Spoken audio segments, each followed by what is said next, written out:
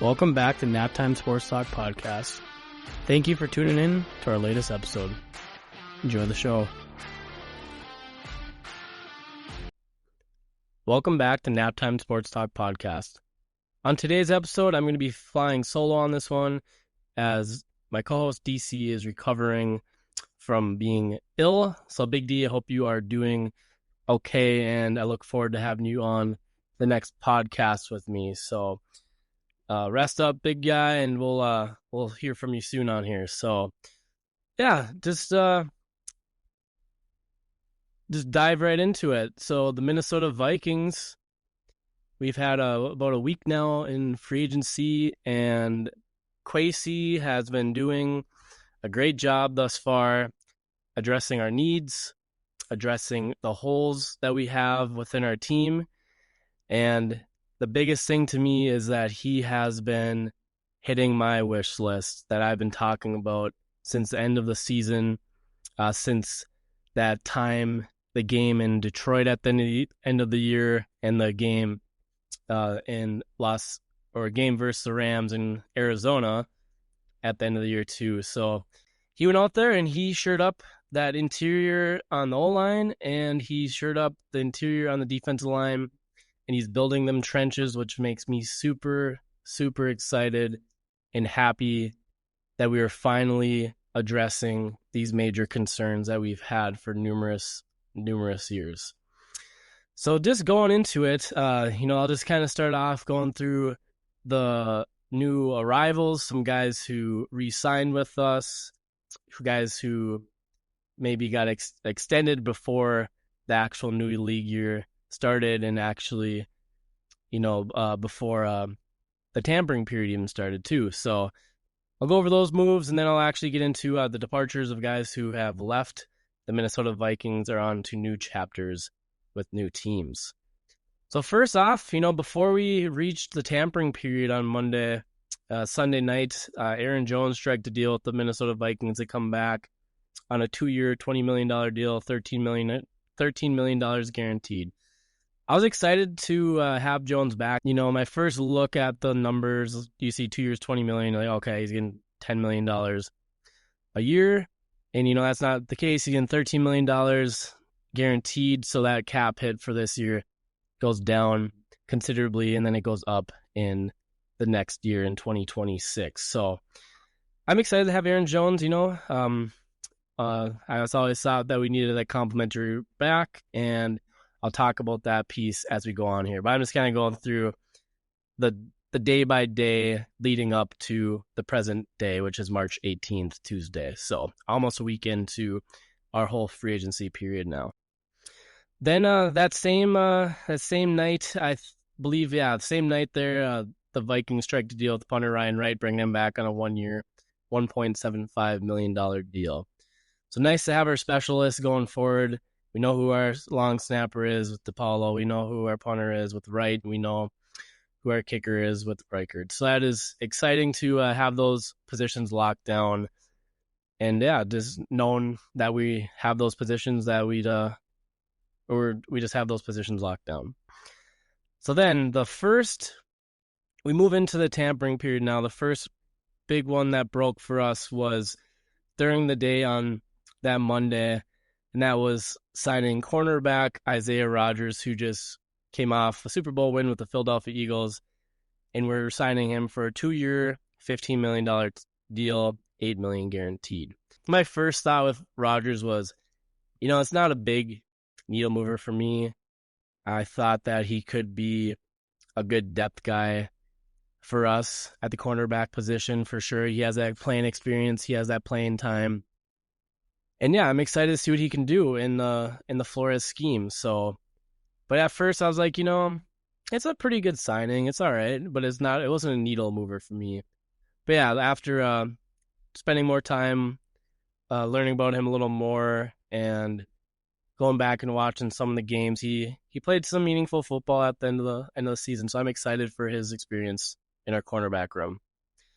Then the next signing that we agreed to was safety Bubba Bolden. He's definitely going to be a kid that is more of a depth piece. I don't think he's guaranteed of making the the 53-man roster, so he'll have to earn his stripes. Then late that Monday night, he striked a deal with Ryan Kelly, center from the Colts, 2 years, $18 million deal, $9 million guaranteed. So super pumped up about that. Ryan Kelly provides an immediate upgrade from Garrett Bradbury. He's more stout. He can handle those big nose tackles really, really well. One thing is he's a little on the older side. I think he'll be 32 coming up here at or the start of the 2025 season. He has some injury concern in that too, but when he plays, he's definitely one of the top centers in the NFL. So I was really excited about acquiring Ryan Kelly. And then later that night, the Vikings had a big signing to go forward with us, or to extend and agree with us. Now is Byron Murphy Jr., cornerback, who we all know. He made the Pro Bowl for us this year, and he had a really, really good season with us. So they got a deal for him, 3 years, $66 million. That's $22 million average per year, which he had roughly $35 million in guarantees. So his cap hit is really considerably lower this year than it is next year. This year, I think it's around $6.5 or $7 million, and then it jumps up considerably the following year. So we're seeing a lot of the same things, low cap hits in the year 2025, and we'll kind of talk about that a little later too. So then the next morning, I was super pumped up about this. If you follow me on Twitter, I was very not vocal, but wrote a lot about getting Jonathan Allen. Jonathan Allen's a guy that I wanted, and I was super excited. I arrived to work on the morning of, I want to say it was Tuesday morning, and we have strike agreement with Jonathan Allen, defensive tackle, formerly out of from the Washington Commanders. So this deal is a 3-year deal, $60 million, pretty much a 2-year deal with how it's structured. So we have pretty much we can get out of that 3rd-year deal or through the 3rd year if we'd want to. But Jonathan Allen's another need that we're really looking for on the defensive line interior. He is very physical football player. He's nasty. He's a tough guy. So I am super excited to have that just ferocious mentality in the interior there. And then later on that day, or I'd say kind of mid-morning, we just kept hitting all the points that I was hoping for. And we signed offensive guard Will Freeze out of the Colts, and we gave him a 5-year deal worth $88 million. Big money for offensive guard, but he's definitely worth it. He provides an immediate impact for us, and as long as he's with us for those 5 years, he's going to shore up that right guard position. So he is coming off an injury. He got injured midway or early in the season last year. But yeah, he was our best guard, in my opinion, on the market, and Kwesi did an amazing job landing him. And then just a couple hours after that, more news broke. We had defensive tackle Javon Hargrave, who was agreeing to a deal with us, the pending release from the San Francisco 49ers. So I think he was released on the Wednesday of the new year, or the new league year is when he was officially released. Then more contract details came out later. We signed him for 2 years, $30 million, $19 million guaranteed. So just the first few days there of the tampering period, cornerback position was something that we were wondering about where we're going to go in that direction. They brought back Byron Murphy Jr., which is huge for us. And they shored up the middle of the interior of the offensive line, the center, right guard. I still think we need to figure out what's going on with left guard. We have Blake Brandel there right now. I think it'd be nice to create competition with him. He had a pretty up and down year for the most part last year, but I'm hoping that we can potentially lock someone up here in free agency still, or we can maybe draft a guy that can compete. Another thing is the couple guys we drafted last year, Michael Juergens and Walter Rouse. It depends on where their development is too. Walter Rouse might swing inside and play more guard than tackle. And Michael Juergens, He's a center. He can also play guard too. So I think going forward, Michael Juergens will probably be the backup center for us, as we'll get in some later news there. That's not really news, but if you know, you know. But I'll talk about that here in the departures in a little bit. And then Walter Rouse could definitely provide that swing tackle and can play that left guard position if needed. So we'll see how that works out. Hasn't always worked out in our favor in past years. So we will see how that goes. So yeah, moving on. Vikings also ended up signing Taveri Thomas, cornerback. Just a depth player, I would say, for the most part. Very, very, very good on special teams. So I think he'll have a good shot at making the 53-man roster out of training camp, especially with that special teams role. And then I believe it was Thursday night. I could be mistaken, but who cares what night it was? We locked the hitman up for one more year.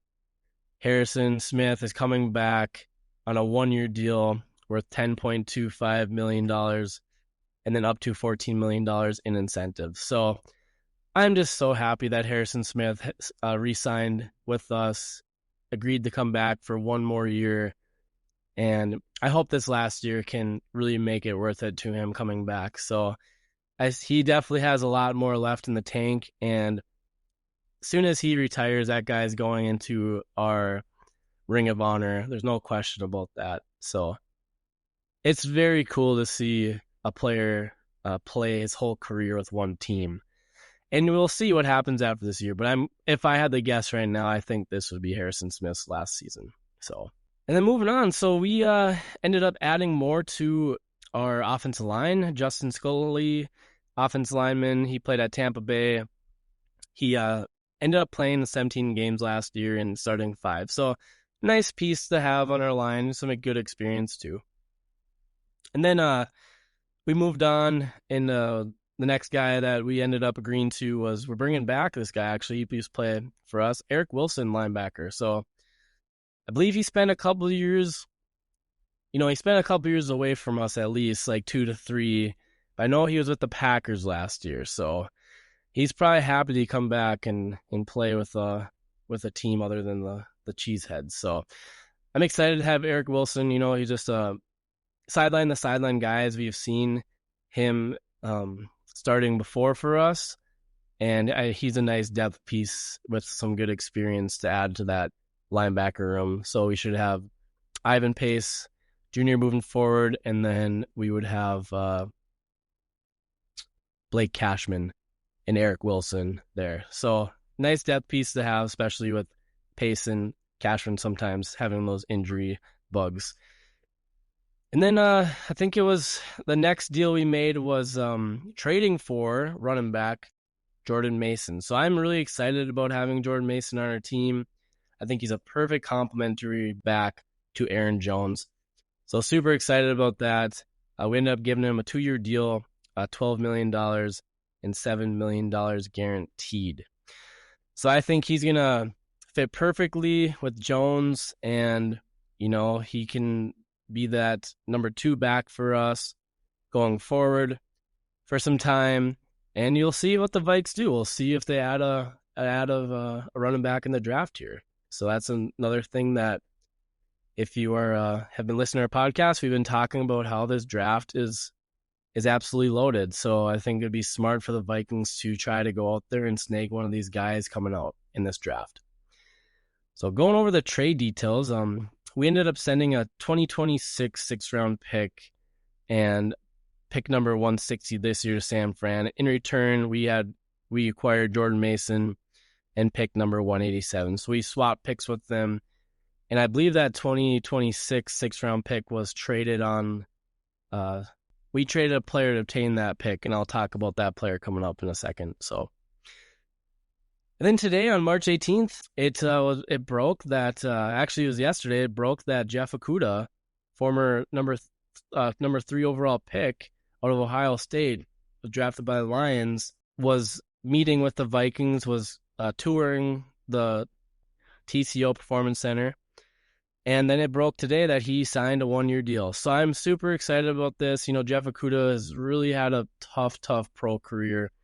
This kid was a top 3 pick in the NFL draft out of Ohio State for Detroit, and he didn't pan out in Detroit. He was injured early on in his career, and I just think he has so much potential, and I'm excited about this. It's a low risk, high reward potential deal here for us.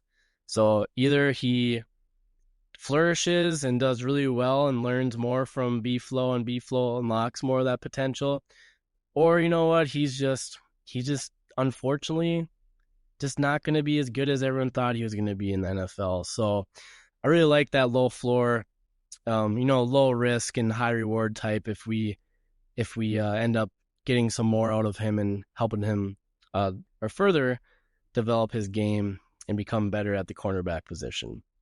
So, yeah, that's kind of where we're at right now with all the acquisitions so far that we have for the guys we have signed and obtained. So, welcome to you all to the Minnesota Vikings. First time Minnesota Vikings, and just excited to see this group on top of what we already have on this team.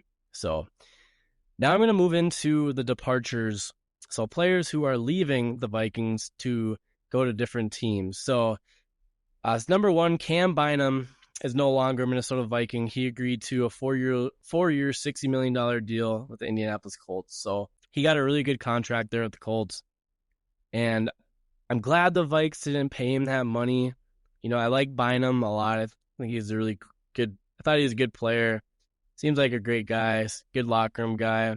Always has those dance routines ready for turnovers and things like that. But I'm glad that we didn't spend that money on him. So I think we can address that safety position in other areas, in other ways. So, and then Johnny Mundt, tight end, is leaving. He signed a 2-year deal worth $5.5 million with the Jacksonville Jaguars. The big one, quarterback Sam Darnold to the Seahawks on a 3-year, $100.5 million deal, $55 million guaranteed. So I'm glad we've let him go. We can talk about the quarterback position here at the end of the show. But yeah, I'm glad that we did not give him that money, because look at all the players we were able to acquire. Go back and re-listen to what I just spoke about. We wouldn't be able to require a lot of those players if we gave Sam Darnold this type of deal. So I'm really excited. I think we're sticking to the plan that we had, and we'll talk about the quarterback position here, like I said, in a little bit. So then backup quarterback, Nick Mullins, signed a 2-year deal with the Jacksonville Jaguars as well at $6.5 million, $3 million guaranteed. And then Patrick Jones, the second, signed a 2-year deal. He played defense end for us, had a good year last year off the edge. But he signed a 2-year, $20 million deal. That was a really nice deal for him, and good for him. Like, that's awesome. It's awesome to see guys get money like that. And, he was definitely deserving of that kind of contract based on the year he had last year. Unfortunately, he got hurt late, so hopefully he's going to be ready to go at the start of the season. Then we're losing Daniel Jones to the Colts. He signed a 1-year, $14 million deal, $13.75 million guaranteed, and it can go up to $17.7 million with incentive. So I'm glad we personally stayed away from Daniel Jones if that was the route we're going to be going with him as a potential backup option, because that money there is definitely not backup worthy. I would say, like, that's a really, really good chunk of change for himself. And the thing with the Colts, it makes sense because they have Anthony Richardson, who's been up and down, has accuracy concerns, can't stay on the field, hurt. So it makes sense for the Colts to invest in Daniel Jones on a 1-year deal, and they're going to have a quarterback competition there in Indianapolis between him and Richardson. So that'll be an interesting one to see how that pans out around the NFL. So then moving on, we had Trent Sherfield is leaving too on a 2-year, $8 million deal with the Denver Broncos. So yeah, I liked Sherfield last year. I thought he was a good special teams guy that we had, and he was a good run blocker at wide receiver for us. Made some catches too down the stretch and had some moments in games. But yeah, good luck to him. And yeah, his two-year deal with the Denver Broncos. Then we had Ed Ingram traded to the Houston Texans for a 2026 six-round pick. And this pick is actually the one that was, I believe this was the one that was used in the trade with San Fran to acquire Jordan Mason. So that was what I was talking about earlier, how to get to this later on. And yeah, that 2026 six-round pick was moved. So, this is, you can think of this too, like, hey, we traded Ed Ingram for Jordan Mason. And all it really took was a 2026 six-round pick and a pick swap in this year's draft. So nicely done by Kwesi. I think Jordan Mason's definitely way better of a player than Ed Ingram. Then we had Jerry Tillery. He's leaving the Vikings. He signed a one-year deal with the Kansas City Chiefs, so was not able to get the contract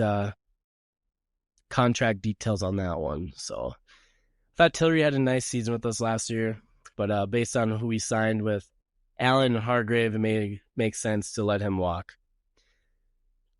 Now we're going to go back to how we talked about bringing Ryan Kelly. Ended up costing Garrett Bradbury his time here in Minnesota. So he was just released yesterday.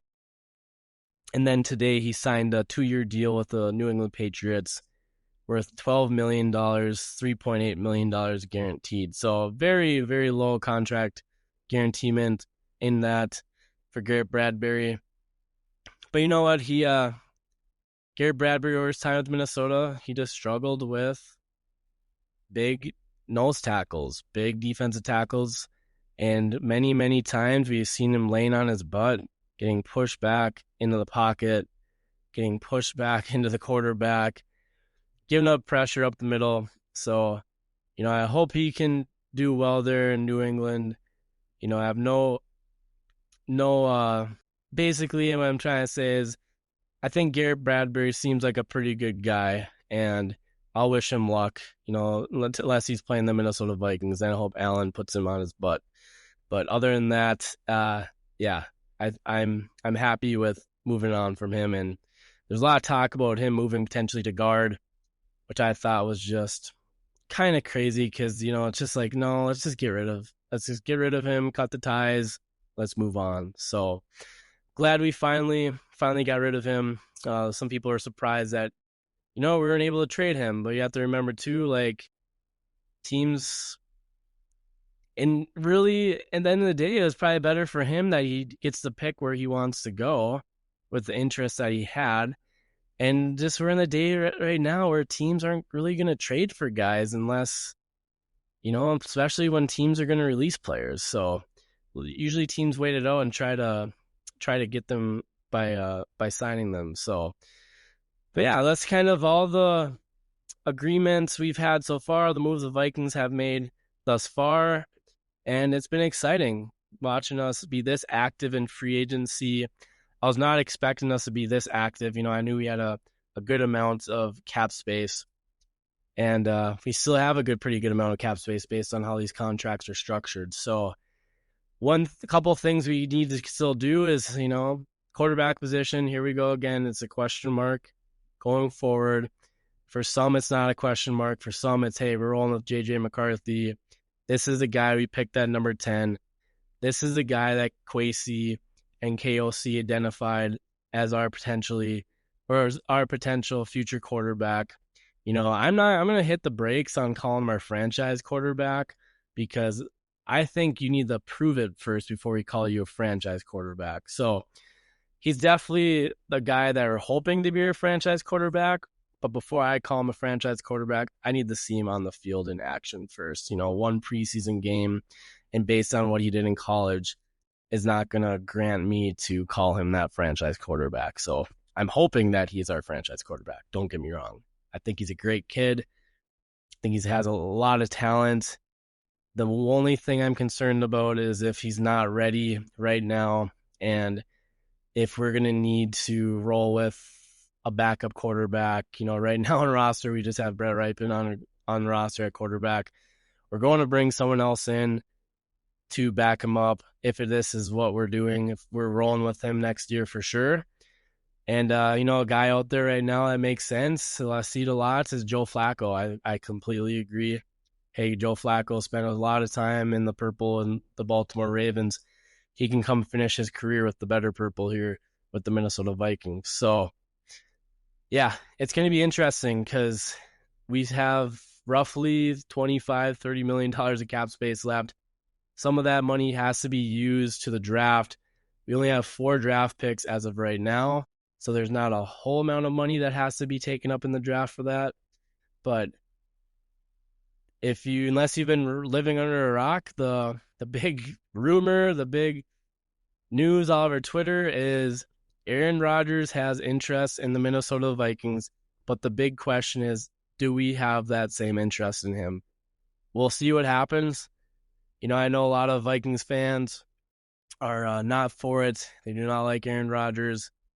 I'm gonna be on the side that I trust in KOC with whatever he decides, whatever he thinks. And if it is Rodgers, hopefully he can go out there and win games, and he can leave that drama and the drama and the arrogance. I think the arrogance is going to be something that's always going to be around him just because it's Aaron Rodgers. But hopefully he can mesh well in the locker room if that is the case and that we do move forward with him. So we'll see what happens. But the roster is built right now to win some games next year and to continue on the success that we built off of this year. So I'm super excited to see what happens. I'm super excited to see what we do the rest of free agency leading up to the NFL draft. And I'm just really, really looking forward to it. So last topic, or actually, you listen this far, tell me what you want. Would you want Rodgers to come in, or do you want to just roll with JJ McCarthy? So give me a text, send me a message on Twitter or on X, or you can even just reply me on X too, depending on what you want. So I'll be curious to hear what others have to say about that and what they think too. So that's just my thoughts, but we'll move on to our last topic. That is the NFL draft. That'll be coming up here in April 24th as the first round. Super duper excited. Huge draft nut enthusiast. And it's just an annual tradition for me. I watch it from round 1 all the way through round 7, even when those guys in round 6 and 7 have maybe small shots of actually making NFL rosters. But I just love that time of the year, and I just love watching the draft. So, but yeah, speaking of the draft, I think what we've done in free agency just opens the door for endless possibilities of what we can do in round 1 at pick number 24. It gives us a possibility to trade back to acquire more picks in the draft or in future years' drafts. It gives us the flexibility to take best player available based on what we think, right? If we're thinking that we want to go defensive tackle, this is a deep defensive tackle class. If we want to go a running back, it's a deep running back class. And speaking of deep running back class, we can probably even get guys in the 3rd round. But if you want a guy like maybe Caleb Johnson, Omarion Hampton, who I don't know Omarion Hampton's going to be there at 24. I think Caleb Johnson could be a guy there that's at 24. But I don't know. Do we acquire a running back there?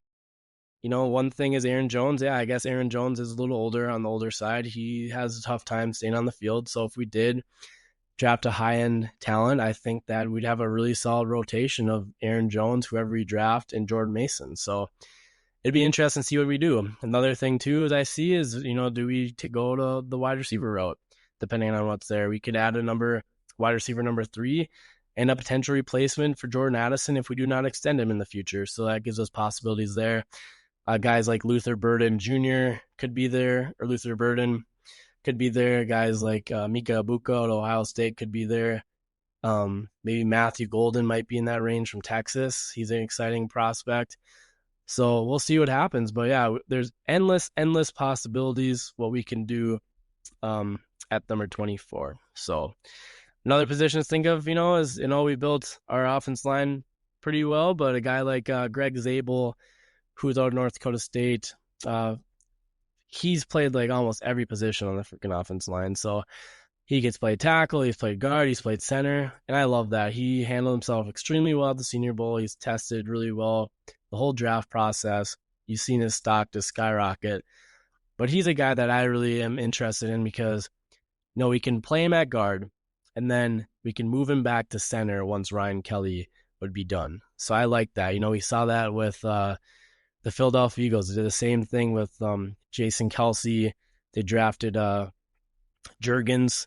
He ended up coming in playing guard for a couple of years, and once Jason Kelsey retired, he switched back to center and played at a very, very high level. So I like that possibility of doing something like that, but I'm excited to see what we do. Like I said, there's endless possibilities at the draft in what we do at the draft. So yeah, send me your thoughts. What position do you hope to go after? If there's a guy that you're interested in, I'll be doing more mocks coming up, leading up to the draft. I'd like to do a couple more here, especially one. Our next episode will probably be a post-free agency mock draft. Maybe a draft sim here just strictly for the Vikings too. I think would be fun. And yeah, we'll see what happens. But actually, speaking of it, I think it'd be fun to try a draft sim right now. So let me just get my stuff pulled up here, and I can do a draft sim on this episode. So give me a second.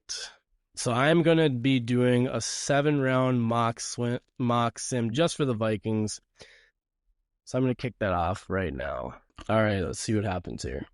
Okay, so I have a trade here that I'm being offered. So I would have to give up pick number 24 to Atlanta and pick 187 for pick number 46. That's in the second round. Pick 118. Pick a second-round pick in 2026 and a third-round pick in 2026. That is a very intriguing trade to take. Ooh, I really like this one too. Could trade back out of the first round with the New York Giants to obtain pick number 34, but I acquire a second-round pick in 2026 as well. So, or I can stay here and draft. There's guys like Jihad Campbell, linebacker out of Alabama, Jody Barron, cornerback. We could go that route. Josh Simmons, he's a guy that plays, offensive tackle, but I can come in the guard. But just looking at the board, I think we could trade out of round 1 here and see what happens. So I'm going to go back to my selections here. And man, I just think that pick for Atlanta is very, very, a very, very nice return. But if I move that far back, I know I'm going to not be able to maybe get a couple of these guys I want. So I'm going to actually go with the New York Giants pick. I like that pick. 10 spots back to pick number 34. So it'd be the second pick in the second round. And then I acquire a 2026 second round pick. So I'm going to do that. See what happens. All right. Now I'm having some more trade offers. I can move back 2 more spots and acquire a third round pick in the 2026 NFL draft, the Jacksonville Jaguars. You know what? There's some guys on the board I still like, so I'm actually going to take that offer and get one more pick. All right. So I'm going to draft now. Let's do this. So I'll go back. The first overall pick ended up being Abdul Carter. The second pick ended up being Travis Hunter to the Browns. The third pick ended up being Cameron Ward to the Giants.